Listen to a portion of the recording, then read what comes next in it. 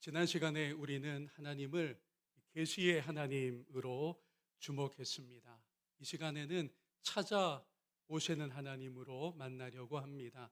하나님이 찾아오시기에 우리가 비로소 그분을 알게 됩니다. 찾아오시는 하나님이시기에 우리가 하나님을 만날 수 있는 것입니다. 주보에 미리 요약을 해드렸는데요. 제가 며칠 다시 묵상한 것으로 나누려고 합니다. 우리가 아담의 후예였으나 둘째 아담이신 그리스도 안에 지금은 이렇게 귀한 신분이 되었습니다. 하지만 부활의 몸으로 완전해지기 전까지 우리에게 아담의 그림자가 보이곤 합니다. 그 한 가지는 숨는 것입니다. 아담과 하와가 하나님께 불순종하고서 이내 어떻게 했습니까? 그들이 하나님을 피하여 숨었습니다. 그때 중요했던 건 하나님의 반응이었는데요. 하나님은 어떻게 하셨느냐? 찾아오셨습니다. 찾아오셨습니다. 여전히 말씀하시길 원하셨고요. 이 장면이 이 창세기 3장인데요. 출애굽기 3장에서도 비슷한 장면을 우리가 만나게 됩니다. 이번에는 모세입니다. 아담처럼은 아니지만 모세도 도망쳤습니다. 원래의 자리를 상실하고 광야에 묻혀서 지내고 있었던 것입니다. 아담도 모세도 공통점은 하나님의 대면을 감당하지 못하는 상태였다는 점입니다. 그러나 우리 하나님 편에서 찾아오셨다는 게 중요해요. 아담과 하와에게 다가오셨습니다. 모세에게 현현하셨습니다. 하나님은 모세를 만나러 광야에 임하셨습니다. 떨기나무에 타는 불로 현현하셨습니다. 이 대목에서 하나님의 자비는 여전히 소중하게 드러나는데요. 모세가 더는 왕궁에 있는 상태가 아니었습니다. 진작에 볼품없는 존재가 되었습니다. 그러나 하나님은 개의치 않으셨습니다.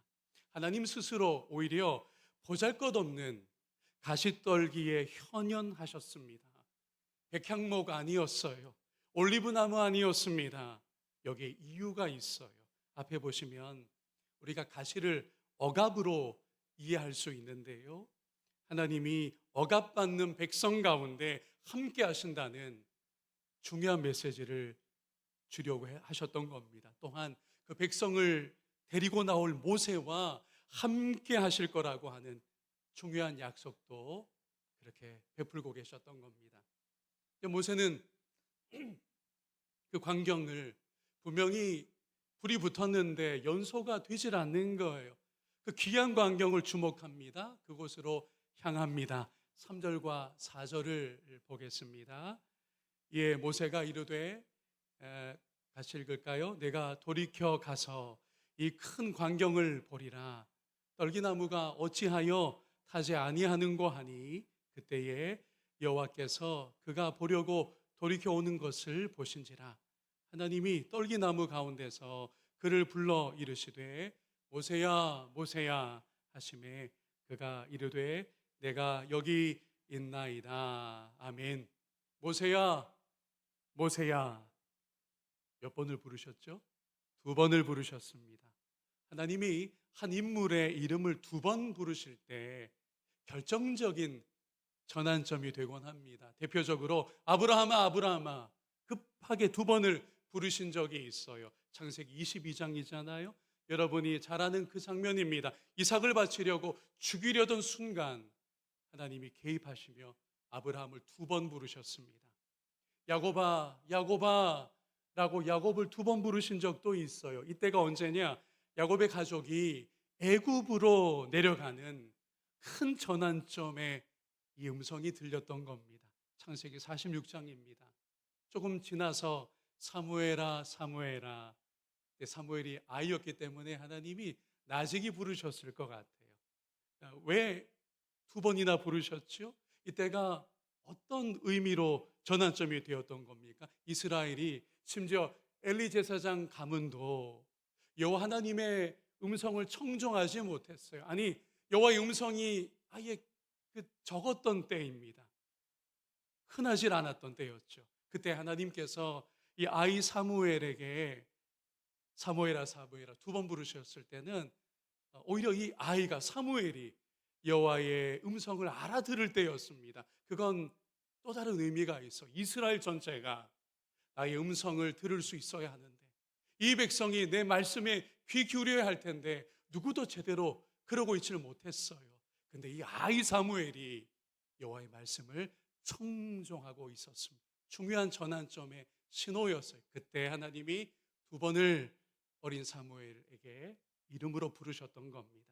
신약 성경으로 와서 마르다야 마르다야, 예수님이 두 번 부르셨죠. 어떤 때였습니까? 예수님이 전환을 바라실 때였어요. 이 마르다가 예수님을 섬기는 일로 바빠서 정작 예수님을 놓치고 있을 때, 마르다야 마르다야, 너 지금 중요한 게 뭔지 혼동하고 있구나. 내 곁에서 내 말을 듣는 것이, 나를 마주하는 것이 더 중요한 일이야. 그래서 한두 가지만이 더 좋으니까 나를 섬기려고 음식 준비하느라고 그렇게 분주하지 않으면 좋겠어. 전환을 원하셨던 거예요. 두 번 마르다를 부르셨습니다. 그리고 사울아 사울아, 지난 주일 본문이죠. 바울로 불리기 이전 교회를 핍박하던 사울을 주께서 회심시키실 때, 이거야말로 큰 전환이었습니다. 그를 회심시키실 때 한 번이 아니라 두 번 사울아 사울아 라고 부르셨던 겁니다. 공동점을 여러분 확인하고 계시죠?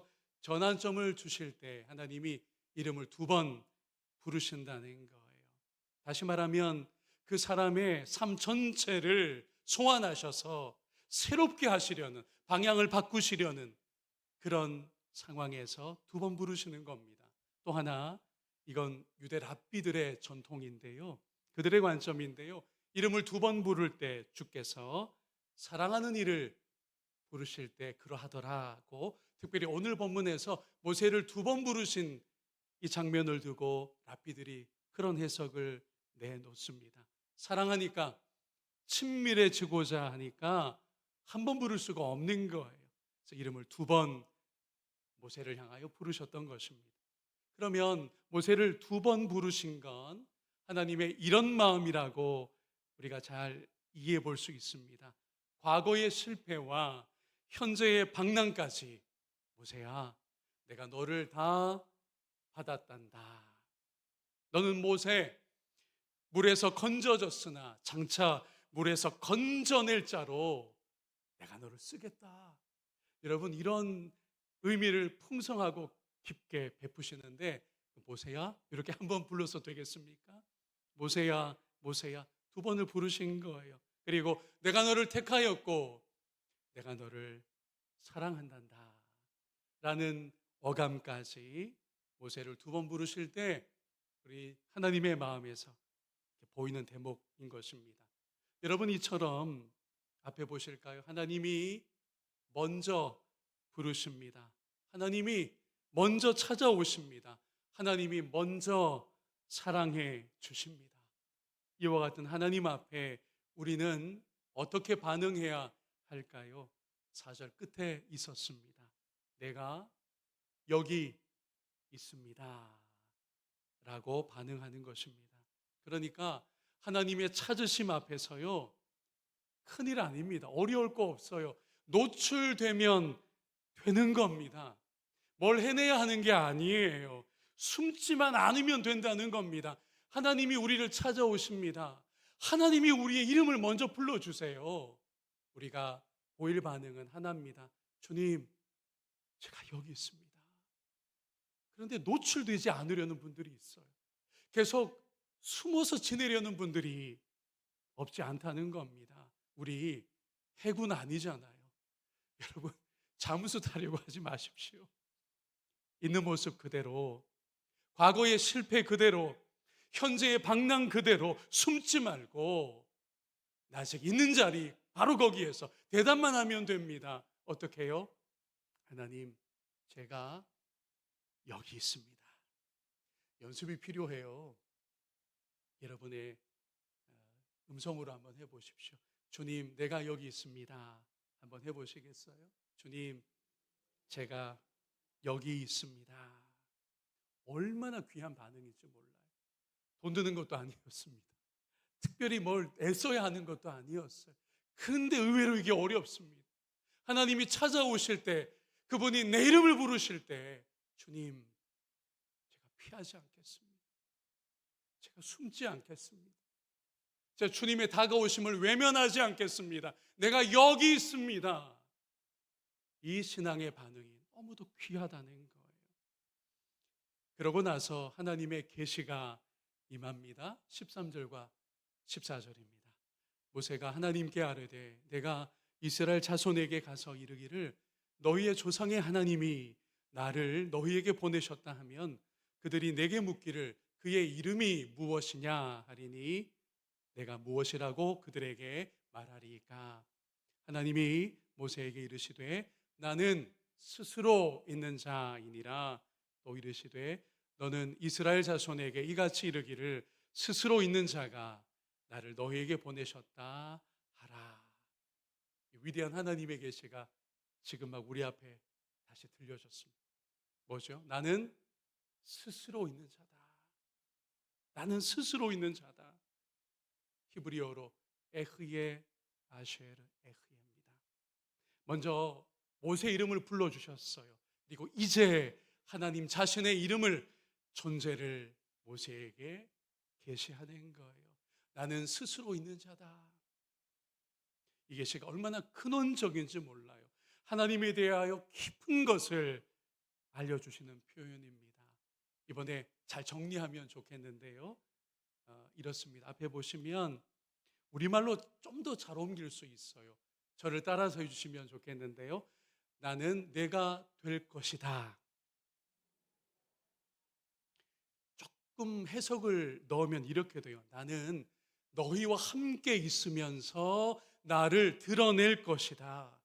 여기에 이제 이런 깊은 의미들이 들어와 있어요. 나는 지금 포착되지 않는다. 고정된 신이 아니기 때문이다. 나는 너희의 예상대로의 신도 아니다. 나를 신뢰하고 열려 있으면, 너희가 거듭 나를 신뢰하고 나의 앞으로 행할 일들에, 나의 행보에 대하여 너희가 열려 있다면 나를 알아가게 될 것이다. 이겁니다. 나는 스스로 있을 것이다.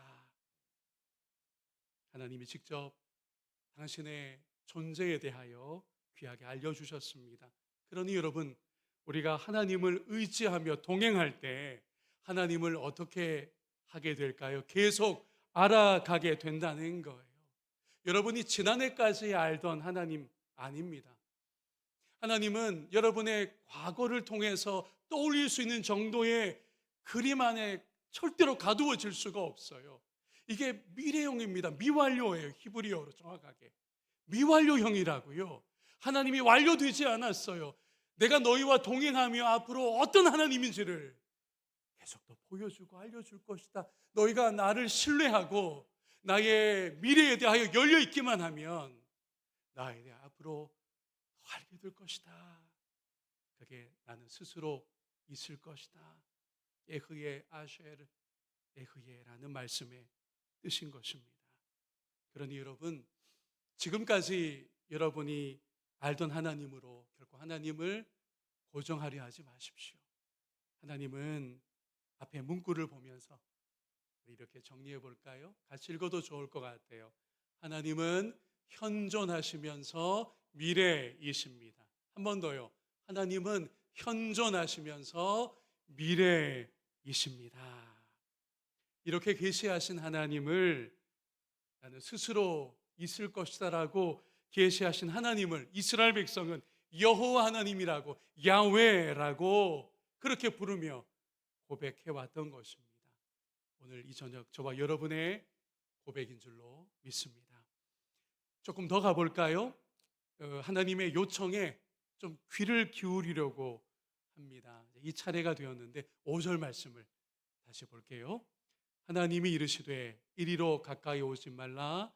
너가 선 곳은 거룩한 땅이니 너의 발에서 신을 벗으라고 요청하십니다. 신을 벗으라고 하니까 무슨 황토길 걷는 거 전혀 아닙니다. 제가 군목으로 있을 때 한 번은 이 강단에 올라가느라고 신을 벗었는데요.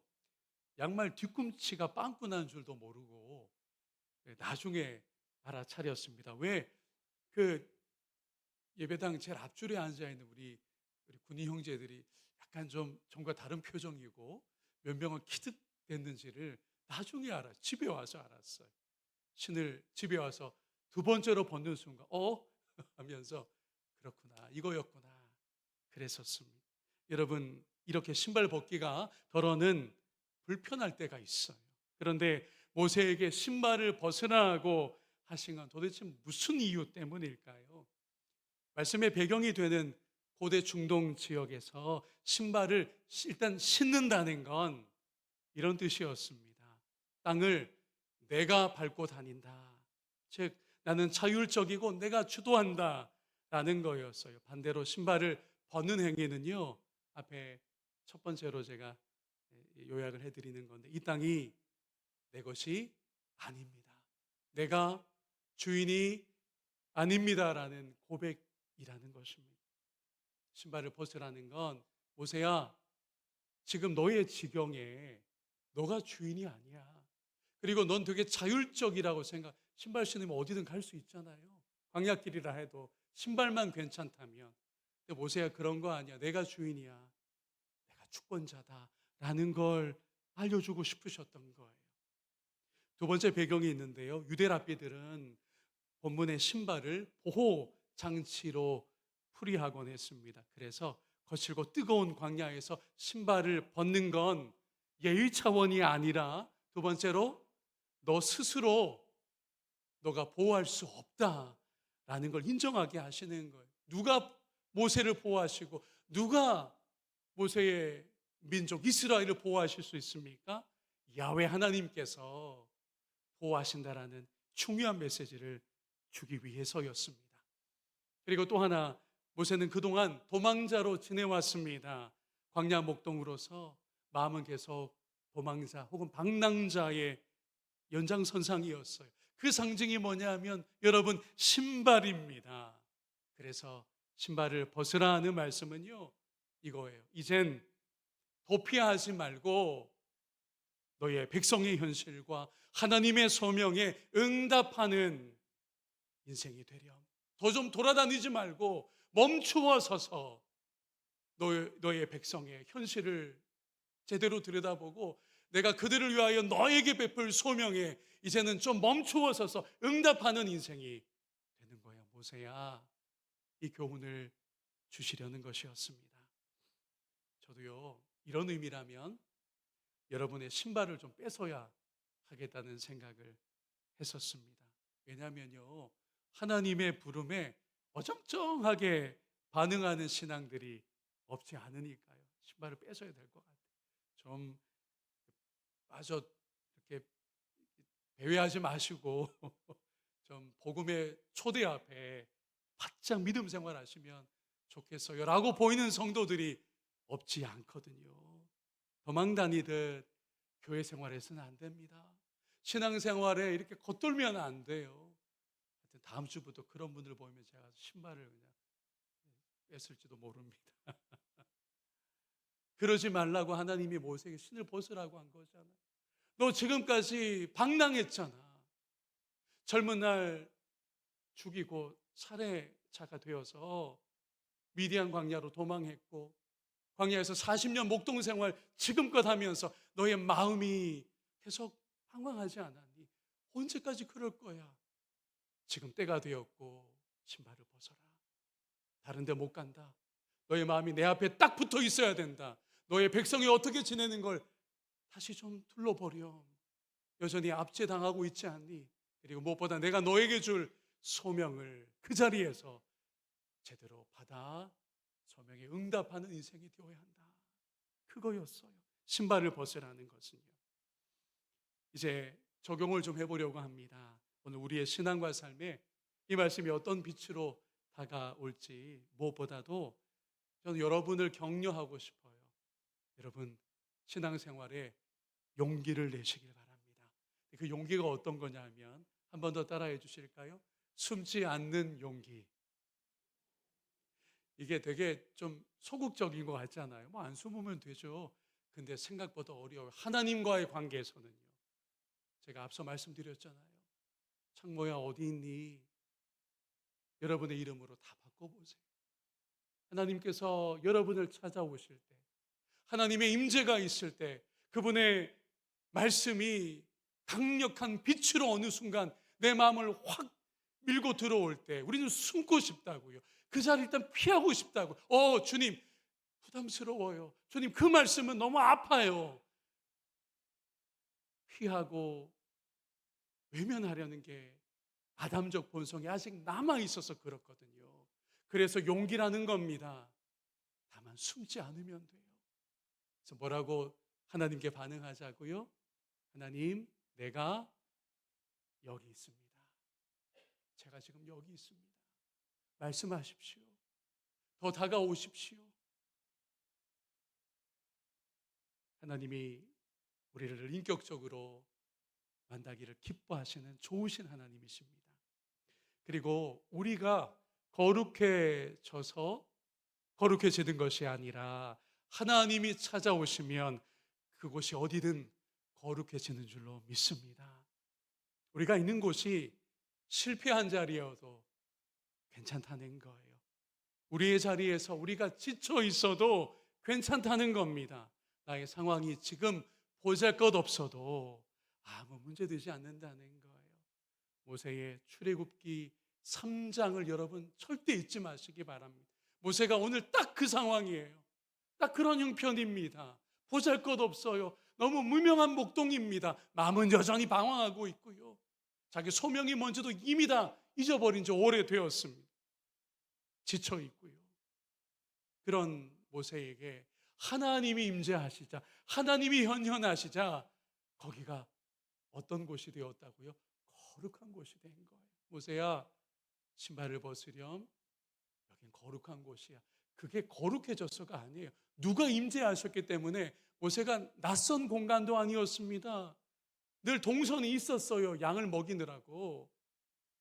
근데 낯선 곳도 아닌 그곳이 갑자기 거룩해진 거예요. 누구 때문에요?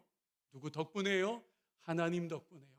하나님이 오셨으니까 되는 거예요. 우리는 오해합니다. 내가 조금 지난해보다 나아져야 될 것처럼, 내가 조금은 더 거룩의 좀 모습이라도 더 나타내야 될 것처럼, 물론 그렇게 되어야죠. 그걸 성화라고 우리가 목적에 둔다고 한다면요. 그런데 우리는 자주 실패합니다. 여전히 사람 냄새 많이 나요. 아담의 그늘이 우리에게 없지 않습니다. 한 가지 소망은 어디 있느냐? 그것이 바로 하나님의 임재입니다. 오늘 모세가 희망을 본 거예요. 하나님께서 불붙은 떨기나무 가운데 현현하셔서 그를 만나 주셨으니까요. 모세를 찾아와 주셨으니까요. 끝으로 우리가 하나님을 아는 것은 늘 부족하기만 합니다. 그러니 날마다 하나님 앞에 신발을 벗고 잠잠히 그분의 임재를 경험하는 저와 여러분이기를 원합니다. 그럴 때마다 하나님을 조금 더 알게 돼요. 그럴 때마다 하나님을 조금 더 이해하게 돼요. 하나님의 마음이 새롭게 다가오고 깨달아진다는 거죠. 우리의 신을 벗고 하나님 앞에 잠잠히 머무는 시간들을 여러분 꼭 챙기시길 바랍니다. 각자 이걸 어떻게 적용합니까? 그건 여러분이 알아서 하시면 돼요. 그런데 꼭 이런 시간들이 우리에게 필요합니다. 날마다 하나님께 열려 있으며 겸손히 동행하는 하나님은 늘 새롭게 우리에게 알려주실 겁니다. 어제까지 하나님이 아니세요. 여러분의 지난날 아프고 상실이 있고 좌절되었던 그 과거 속에서의 하나님이 아니라고요. 나는 스스로 있을 것이다. 미완료형의 하나님이심을 꼭 마음에 새기시길 바랍니다. 그분과 동행하기만 하면, 그분의 미래에 열려있기만 하다면, 그러면 우리는 하나님을 더 알게 될 겁니다. 새롭게 그분을 만나게 될 것입니다. 이런 은혜가 저와 여러분의 올 한해 믿음의 여정 가운데 풍성히 그리고 자주 주어지기를 주님의 이름으로 축복합니다.